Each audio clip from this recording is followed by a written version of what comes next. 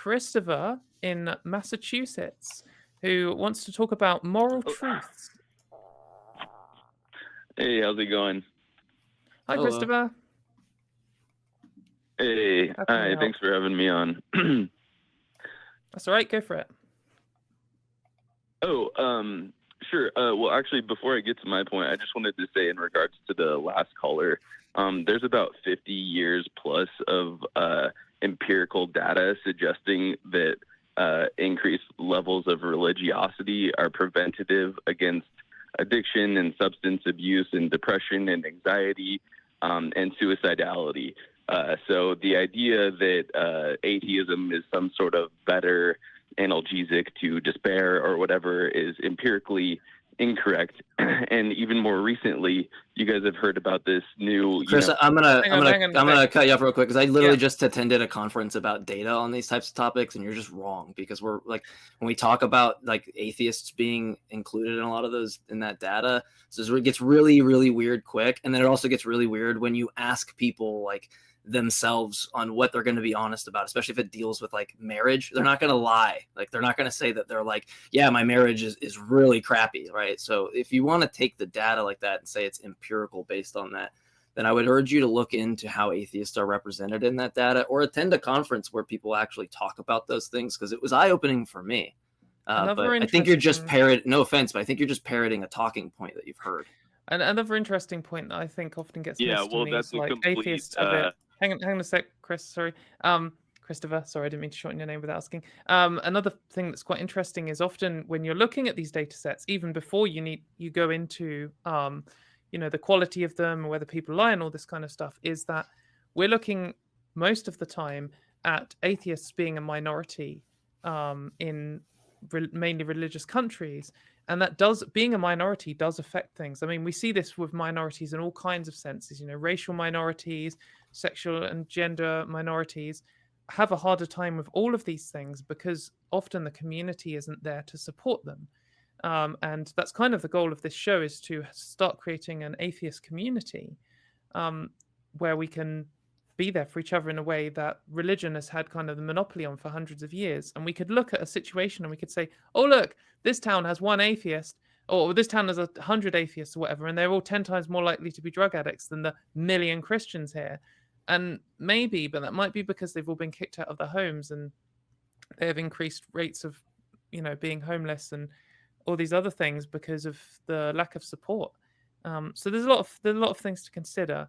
You're welcome to respond to that point, but I don't know if you want to move on to your. Yeah, I mean, because it's like majority of people in prison are Christians. You want me to like go like what? It's just we can point out some data, which there's more that goes into it than just citing, right? There's like what is the case. But anyway, you have a point about morality that I'm curious on. Sure. Yeah, I'll just respond like with one sentence regarding that. That like. Sure. Over 85% of recovery groups that are for addiction, whether it's alcoholism or drug abuse, are centered around spiritual and religious principles, and there's also decades of literature on that. So the researchers who do study this stuff actually suggest that is. Would you concede, Chris, if I just granted it, would you concede that has no indication? You agree utility of something has no indication on whether or not it's true, right? Yeah.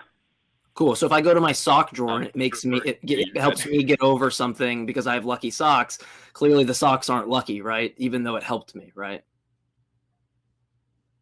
Yeah, I'm not. Yeah, so there's no point of really bringing it up, right? Because it doesn't indicate truth, and that's what I'm concerned about. Clarify that your guys' suggestion that atheism is some sort of prophylactic is empirically untrue. But anyways, yeah, we can move on to the morality aspect. Yeah, I mean, I'll say the same about the empirical data for the God you believe in, right? Check mark, right? So go ahead with your argument. Okay, sure. So I'll just start with like a basic epistemology. So if you were to say something like the sky is blue, that is a factual claim, correct? Like that is a proposition that has a truth value. It is either true or false, correct? Yeah, but you're using a proposition that's going to reference something mind dependent. So it could be the case that like I just have like some different like I have something maybe wrong with my retinas or the way that the light actually hits. Also, where does blue you have stop and grey start? Like the sky where I am is I live in England, so the sky is rarely blue, but at the moment it's kind of blue, but it's kind of grey. I don't know we might genuinely disagree on. Well, my main concern here is because when we're talking about moral facts, we're going to be, not to show all the cards, but this is my concern when you use that example, and because it has to be analogous, and it's already not going to be. If you're going to talk about something that might be mind-dependent perception, when you're going to bring up something about morality, you agree it's going to be a mind-independent moral fact, right? Okay, so first of all of your that was a yes or no question. That was a yes or no question. So when you go into, because you're going to go into moral, let me ask you, Chris, you're going to go into propositions about moral facts, right? Yes or no question. You didn't answer my first yes or no question. Yeah, I did. Oh, I did. Look, listen, I'll recapitulate the dialectic for you. It's really easy, right? You asked me a question and you said, is the proposition in the sky or blue true?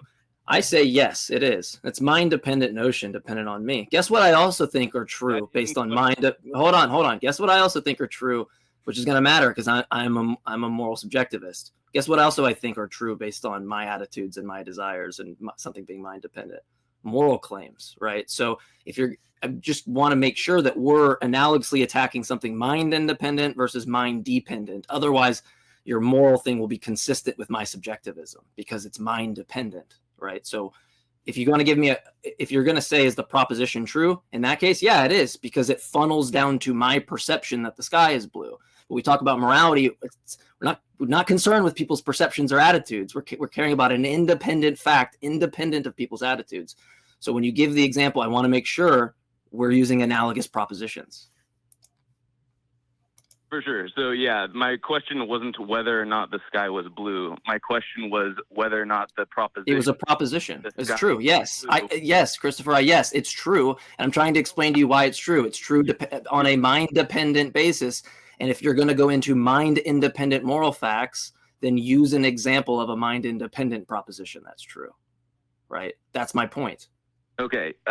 You again missed. It's not hard. Just say, is there a star? Right? Yes. Is there a sun? It's that easy. Don't use something mind dependent because your analogy is gonna suffer if you don't.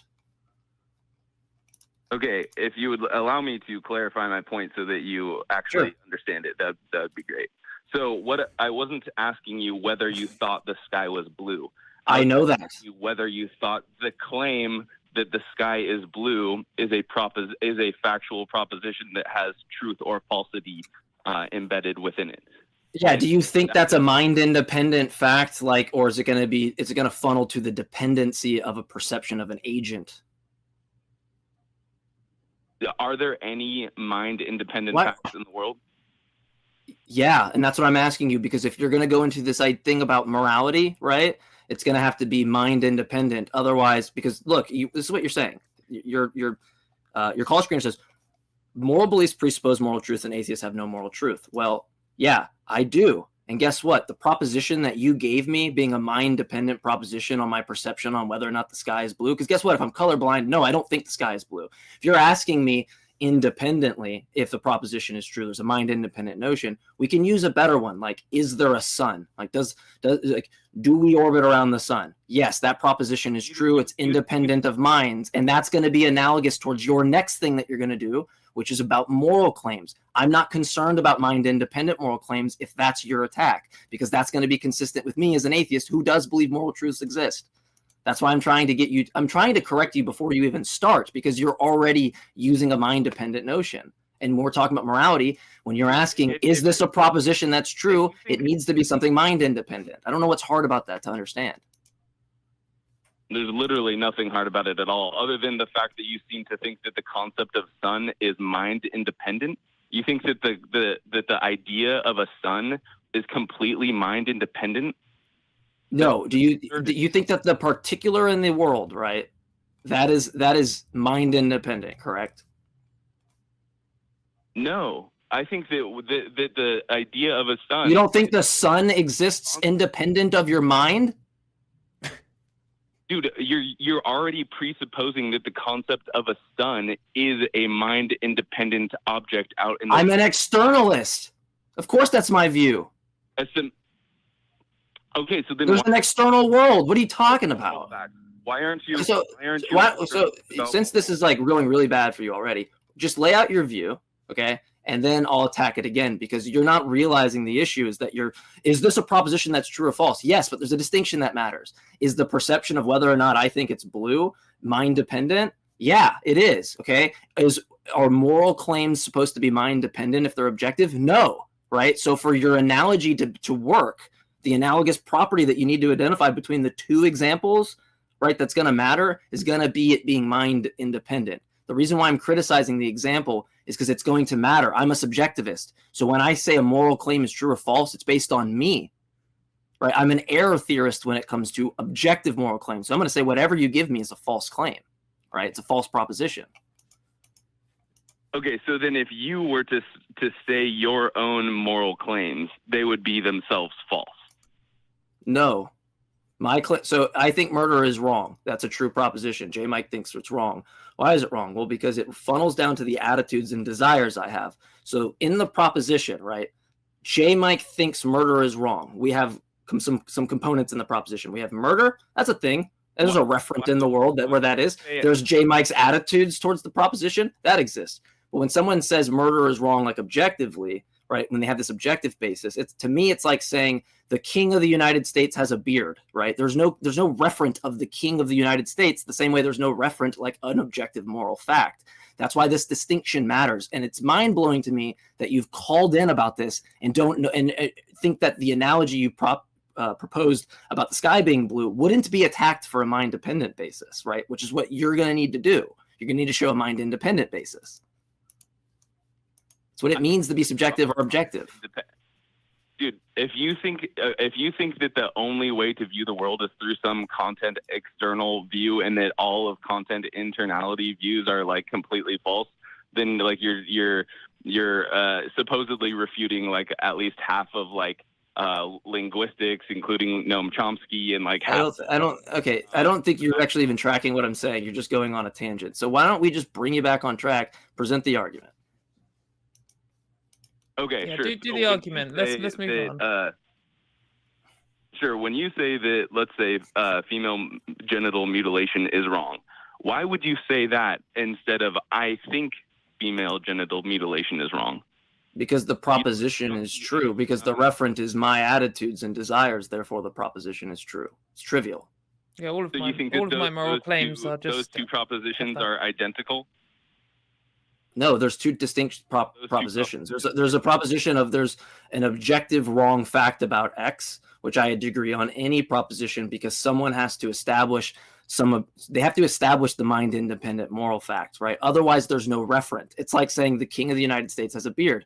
Well, until you show me that there's a king of the United States, the proposition's false. But you go, oh, the king of the United States doesn't have a beard. Well, that proposition's also false. Wait a second. He either has a beard or he doesn't have a beard. How can they both be false? Well, they're both false because there's no fucking king of the United States. The same way that there's no objective moral facts that are being presented, right? So why is it true when I say it? Because when we actually look at the referent in the world is me and my attitudes. So yeah, I can rephrase it to saying I think murder is wrong. That's fine. But the proposition is true because the referent that I'm telling you is me and my attitudes, right? Why is it wrong? Because I fucking think it's wrong. That's why. Okay, so when you say the proposition, there are no objective moral facts, is that just your own belief, or is that a mind-independent truth? I'm saying that so the idea behind you having a desire untethered or an ought that you should do untethered from your desires or normative states is incoherent. So yeah, I don't think they exist. It's an incoherent notion. Yes, dude, you didn't answer my question. You just repeated your own belief. Okay. So what's the question? Is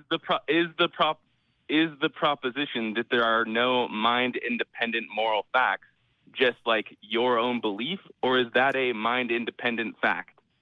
There's no referent of a mind-independent fact, right? So what's going to happen to the proposition? It's going to be false every time, right? Dude, you just literally are repeating yourself. Like I'm asking. Okay, what is it? What is it that I'm not elucidating for you? Because I don't know if you know, but when you present an argument, usually it has premises and a conclusion, and I'm waiting for that. But you keep asking me questions, right? So what are the premises of the argument? What's premise? Like, what's premise one? No, not question. What's the fucking premise? Question isn't a premise. Give me a premise.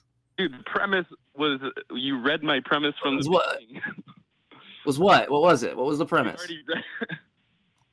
That moral propositions presuppose moral facts or moral truths, and that atheists have no basis for moral truth. Yeah, and you're and so listing that right now. Like you're doing a perfect job at explaining why you actually have zero basis to believe in your own moral propositions other than based on your own attitude. No, because so what do you not understand about the fact that you have a desire or an attitude towards something, right? And you think that thing is wrong, right? And then therefore the proposition is true because there's actually I think X is wrong. If that refers to me having the attitude that it's actually wrong, then there's nothing about that that's going to presuppose some like moral objective fact or something like that, right? So I don't even know what it is you're trying to get to with that, right? Because from your view, you're a theist, right? From your view, yours comes from a mind-dependent notion. Yours comes from a God, right? That's what stems it. So let me ask you, what's the contradiction in a God that's exactly like your God but makes one different moral decision? Why is your God morally necessary? Why is that the case? What is the contradiction in some other God that determines what the good is that's just not the same as yours? Because I don't know how your criticism towards atheists is going to apply if the notion of your moral facts are mind dependent upon a God who could just decide, you know what, I don't think homosexuality is wrong. Because there's no really reason given why they think homosexuality is wrong. It's just a command that that's the case. So what would be the contradiction in some other view? You can't think you have some force in a moral argument when yours is easily like, we can make a derivation and we find no logical issue there, right? I'm not saying anything about the right or wrong propositions that a God believes are true or false. I think that the Platonic form of good is almost tantamount to God. The Platonic form of God. Okay, so you're a Platonist in this case. What's the causal connection from your knowledge to Platonic items for you to know that's true, right? Because I'm just interested in like how you actually get there, right? So you think that there's this abstract of goodness, okay? The way that I look at knowledge is like S knows P if and only if S has some causal connection to P, right? So like I know that there's a bus because like there's some actual connection. So what is it that has you have access to Platonic truths about goodness? What is that? I don't know that I have access. But you think it's the case? Yes, I do believe that it is the case. Okay, so you admitted you have no epistemic justification, yet you think you're epistemically justified? That's a complete straw man, dude. So you do have justification and access towards it. What I mean by access is justification for what you're saying. Our Platonic is this Platonic realm of goodness, right? Which sounds like woo-woo spiritual nonsense to me. Okay, so like, do you think that we have made historical like moral progress in humanity, like the abolishment of slavery and the increase in liberal rights and freedoms for women and minorities, et cetera, et cetera? There's progress in society that aligns with my attitudes and desires. Yeah. Agreed. There's also not that though, right? So you think that the world has made moral progress, correct? Largely. No, sorry, Katie, you go ahead. I've been talking. Well, no, that's fine. I mean, it's made, if we pick a time like 1951 and then we pick another time like 2017, then on lots of the issues that I care about, it's made like progress. But I mean, there were times like, I mean, if I pick some issue like gay marriage or just homosexual relationships, there were times in history where they had a better situation than we do now because there wasn't stigma even in some cultures, and then in other times, and like it's kind of getting worse now. I think that 10 years ago there was a better social attitude, at least in my country and lots of the USA. So it's not, I don't know, it depends. Like the idea of just general progress is so vague, and across the entire world, like Brunei recently brought back the death penalty for homosexuality. So I think that's too vague a thing to say. like the world has made vague progress. I guess the UK has made progress since the 1900 or something. Yeah, is that what you mean? Okay, so it's okay, fine. I didn't mean moral progress everywhere at all times forever. What we can do Yeah, is but just even say, generally, US it's very hard to for- say generally. Dude, okay, so I'm going to be more specific. Has Okay. the US made moral progress in the last 200 years? The progress is so you know look, so you sound like you read up on some philosophy. So do you know what normative means, right? Yes. Yeah, so like to be in accord with some standard or goal, oughts or shoulds, right? Yeah, so think of the word progress. Progress is normative, right? What it means for someone to be in accord with progressing towards a goal assumes the goal. But if I have a different goal than you, that's not progress, right? So when you ask me, is it progress? This goes back to what I said earlier. The referent in the world of what I'm saying is progress deals directly with the referent of my attitudes and desires. So yeah, I can say it's progress. It's the moral progress I want to see. I'm not saying the US is making like an objective moral progress or something, right? Towards like not imposing on someone's will or something like that, right? That's not, I'm not making some claim like that. I'm just making a very simple claim. I'm a subjectivist when it comes to moral propositions that directly relate to my attitudes, and I'm an error theorist when it comes to what are called categorical imperatives, right? That is an incoherent notion. I think that doesn't exist. So I don't know where the flaw in like saying that I what am I presupposing? Let me just ask you, because that's your whole thing. What am I presupposing? Can I say something now? Like, Jesus Christ. Okay, so I mean, that's fine, but your whole call was that we're presupposing it, and if you don't want to answer that and expose me right away, then I'm curious why that was the point of calling. Okay, so am I allowed? Can I speak now, or?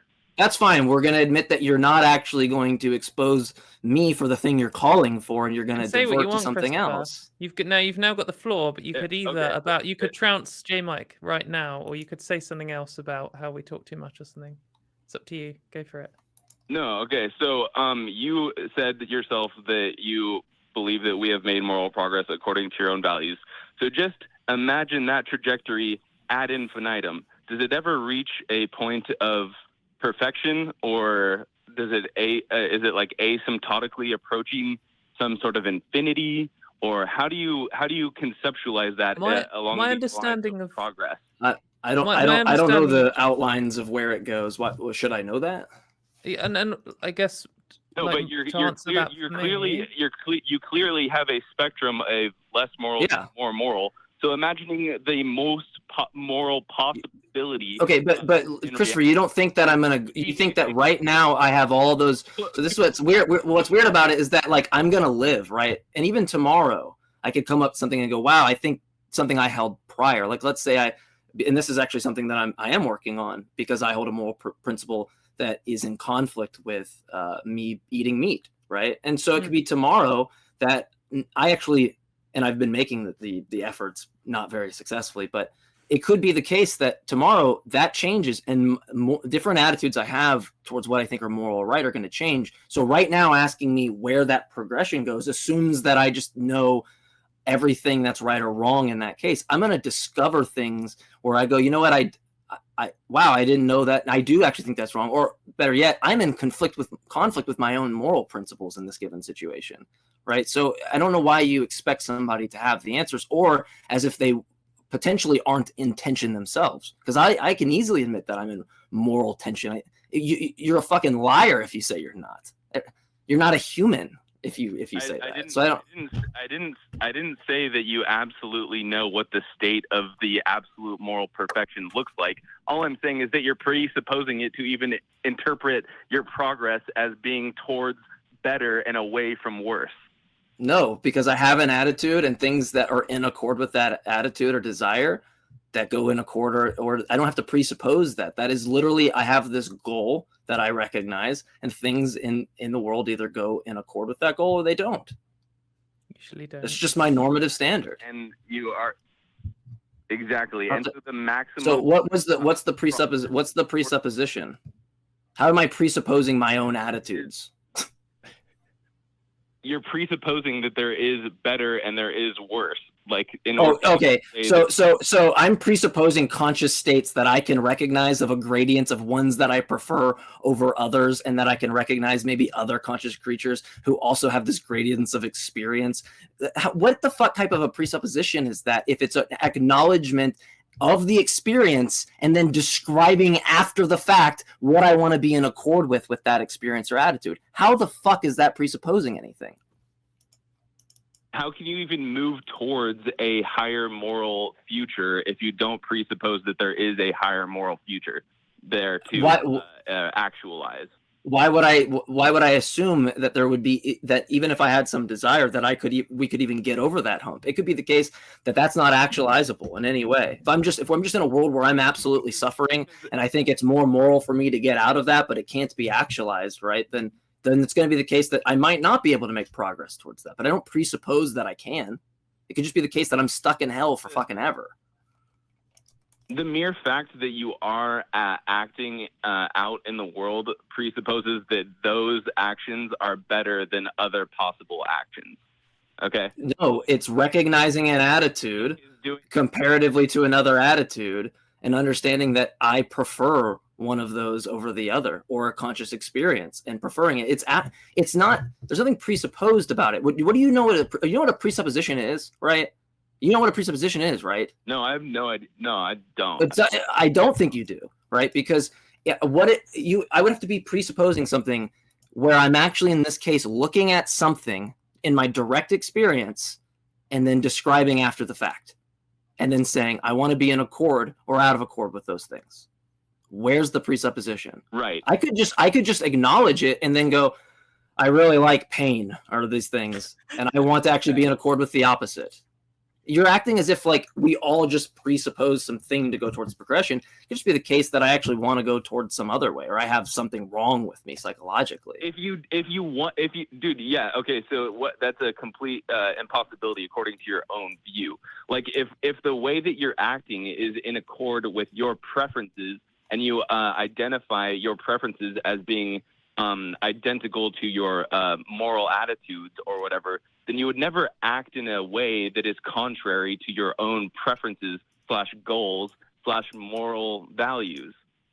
Not unless I have some type of like, look, so when I cooperate with another person who gives different moral position, yeah, if someone gives me a different type of outlook on something and we have moral disagreement, and then I come to like, wow, okay, yeah, I'm like, it feels like you're making the statement like you can't ever do anything selfless, because when we reduce it all, it's going to come down to the fact that it's really just in accord with your desire. Yeah, I mean, everything's going to be in accord with the desire, but the desires can be updated, right? I can go from an antithetical view of some moral proposition in 5 minutes because of some moral disagreement. A conversation like this or someone else's conversation. In fact, I was a moral realist like a year and a half ago, right? So clearly, like, being in accord with my desires or not being in accord with my desires will shift based on what I change to. But like, yeah, I'm a determinist in some ways too. So I don't know what the force of your argument's going to be in the case that I recognize I like chocolate ice cream and I do the chocolate ice cream. That's what I recognize. Whether I have volition in the matter or something like that, it's irrelevant. I'm not appealing to the consequences of the case. I'm appealing to what I can actually change and what I actually experience in the moment, and then what I can use subsequent to that to determine whether or not I'm consistent with my moral claims. Right? That's what I'm concerned with. But I don't know how any of that got me to believing the God that you believe in, right? Because let's just say, Christopher, that you absolutely destroy like the atheist moral position. They don't have right. Okay, you came to my house and showed me my TV doesn't turn on, but you think that your TV does turn on. Clearly, coming to my house and showing me my TV's broken does fucking nothing for me to tell me that you have like some TV package. Well, we won't use specific names, but you have some TV package and I want to watch it on Sunday, right? And hang out with some friends. I'm gonna have to go to your house and see if it works. So I don't know what, like, showing an atheist that even if they didn't have like moral truths, what that would matter. Your God still hasn't been shown to exist, or that there are objective moral facts in the first place, which wouldn't even be my position, right? Because I don't think they're moral facts. Yeah, I understand that you don't think there are moral facts. So, okay, well, whatever. I guess the only thing that I would say to that, is that basically if all that moral propositions are just mere preferences, then do you think that having that sort of philosophical foundation for all of our court systems in the Western world, where every judge is basically just saying, That's not how it works. Like, It's society. Yeah, so society cooperates with other agents and minds, right, to confer on what works best for the society. And we do, in those cases, we do have to presuppose that, like, one thing would be better for someone else in some case. There's going to be issues there. That's fine. But look, okay, I have to figure things out. You have, it's okay.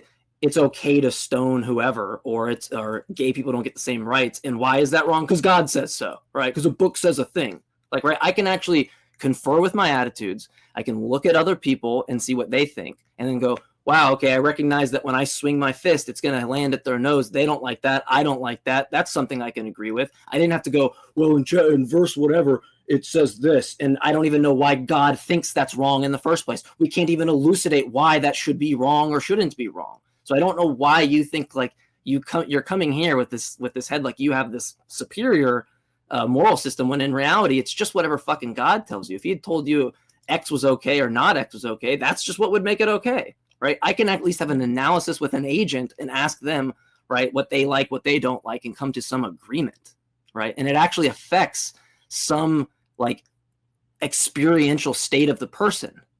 The victim actually matters in my case. Why should you ever consider anybody else's preferences above your own? That's how I feel. That's much better than a book says a thing. Do you agree? Sorry, say that again. Do you think that me conferring with attitudes and other people's attitudes is better than a book says a thing? Because I think so. Even if I concede to you that it's on rocky territory, I think it's much better than a book says a thing, and therefore X is wrong because God said it was wrong, and he didn't actually give us a reason why it was wrong. Especially when God's changed his mind on what's wrong for a time, showing that it's arbitrary. So I think that if you like chocolate ice cream and I like vanilla ice cream, there's nothing you can do to convince me that I should like chocolate ice cream. It's a totally useless argument to have. And if so the book says a thing is the thing that convinces you that you should eat chocolate ice cream, though, right? That the book says a thing, that's the thing that should convince you, not an actual real agent that you can discuss with. I don't totally agree, because you can. Have I ever said that? Have I ever said that? Have I ever mentioned a book or Christianity? Have I ever mentioned a book or Christianity? Sure, that's fair. That's fair. I'm not. Look, I said a book. Do you take as a theist from scriptural doctrine or not? And I'll apologize if not. The quality of your philosophical discourse, dude. Let's just answer. So just answer the question. Slamming you for like half an hour solid. Just answer. Chris, don't worry about the meta, Chris. Just answer the question, because I want to apologize to you if I strawmanned you. We need to move on because we have other callers. So just okay. Do you take scriptural doctrine for your theism? I don't. Say that one more time. Do you take any type of scriptural doctrine for your theism? Not literally. Not literally, but you do. Oh, so a book does say a thing, though. You're right. I'm not wrong. The book still says a thing. Book does say a thing. Okay. It just doesn't literally say it. We have to interpret what the book says. Did I say that it's inerrant or anything, dude? I think we've had a good discussion. I mean, if you get your look, Christopher, this is really easy. If you get your moral facts independent from the God you believe in, then you believe in a useless God, because you determine the facts without God, which is what atheists would do. So congratulations, you defeated yourself. And then two, if it is from the God, then a book says a thing, and I was right. So we'll move on to another caller, because this is about as winded as I can get. Thanks for calling, Chris. Christopher, you can call in and give us some more arguments in the future.